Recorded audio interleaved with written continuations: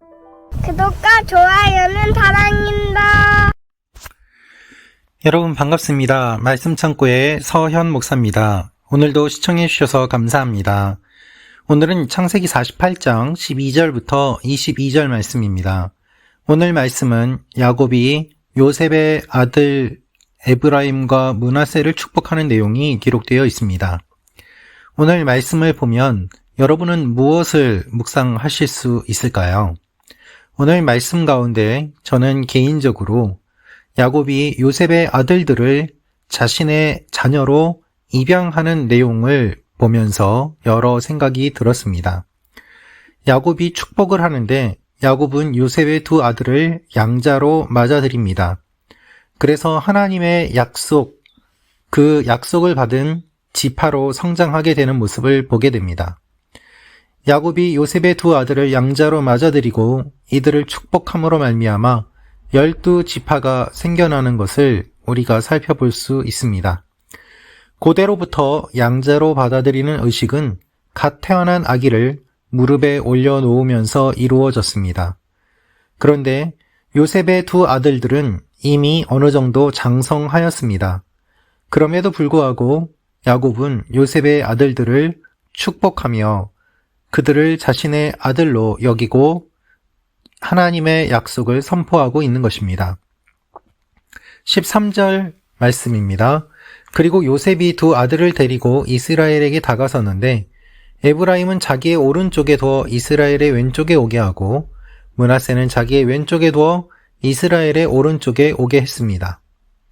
오늘 말씀을 보면 순서가 바뀌는 것을 볼 수 있습니다. 이스라엘에게 다가섰는데 에브라임은 자기 오른쪽에 둬서 왼쪽에 오게 하고 므낫세는 왼쪽에 둬서 이스라엘의 오른쪽에 오게 한 이 상황 가운데 어떠한 일이 일어날까요? 14절 말씀입니다.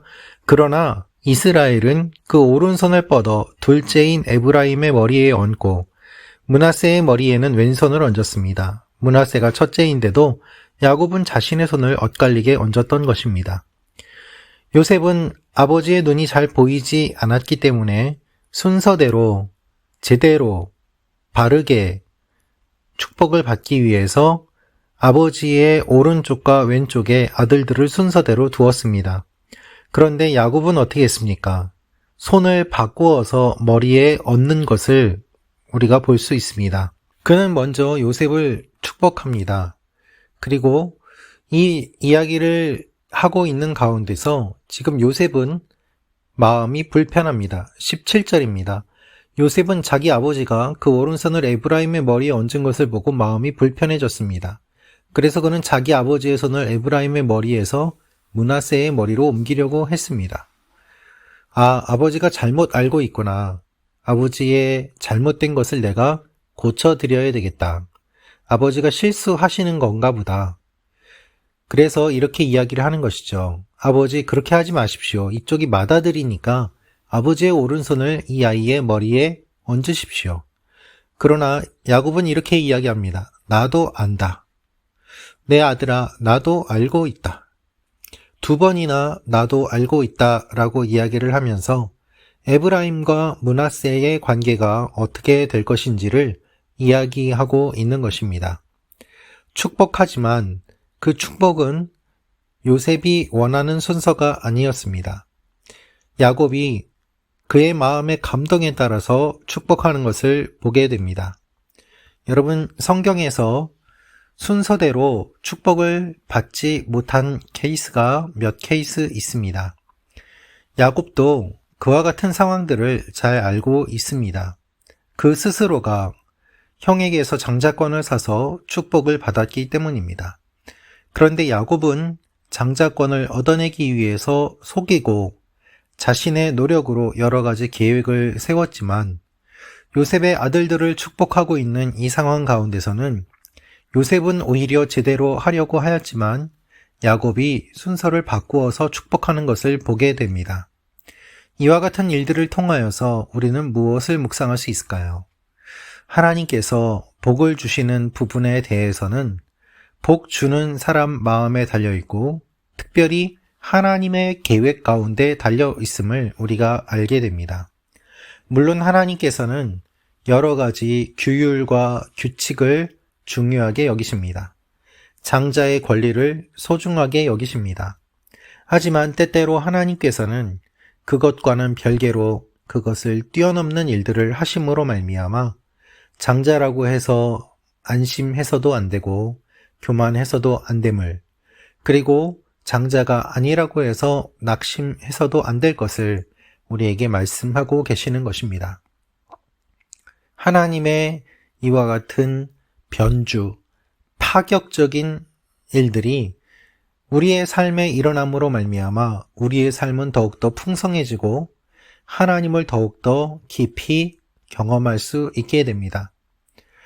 야곱이 이 아들들을 축복함으로 말미암아 요셉은 당황하였습니다.